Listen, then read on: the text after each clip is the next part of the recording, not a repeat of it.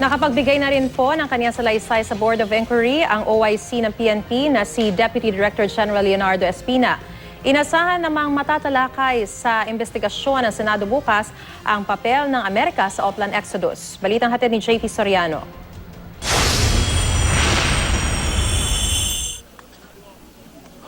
Espesyal para sa OIC ng PNP na si Deputy Director General Leonardo Espina ang PMA homecoming ngayon. Ito ang kanyang huling beses na dadalo siya bilang isang active na official ng PNP. Nakatakda na kasi siyang magretiro. Batid daw ni Espina ang hamong kinakaharap kasunod ng madugong engkwentro sa Mama Sapano kung saan nasawi ang 44 na SAF troopers. Sabi ni Espina, nakapagbigay na siya ng affidavit o salaysay sa Board of Inquiry. May kita nyo sa records, exchange of messages namin ni General Rusty Guerrero, ni SILG, yun ang mga kausap ko nun eh. And then Leona Peñas.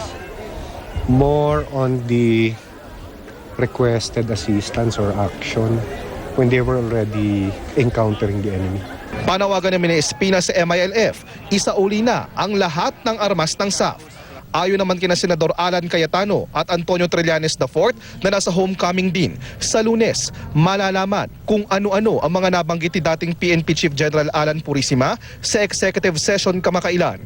Posibleng kasama raw dito kung anong oras talaga sinabi ni Purisima kay Pangulong Aquino ang engkwentro.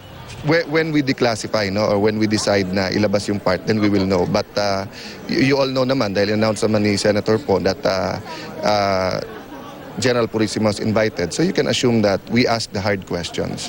Doon sa mga executive sessions, yung mga information na nakuha namin, maliwanag na yung picture more or less.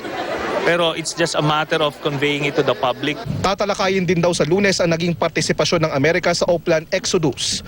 Mula rito sa Baguio City, JP Soriano, GMA News.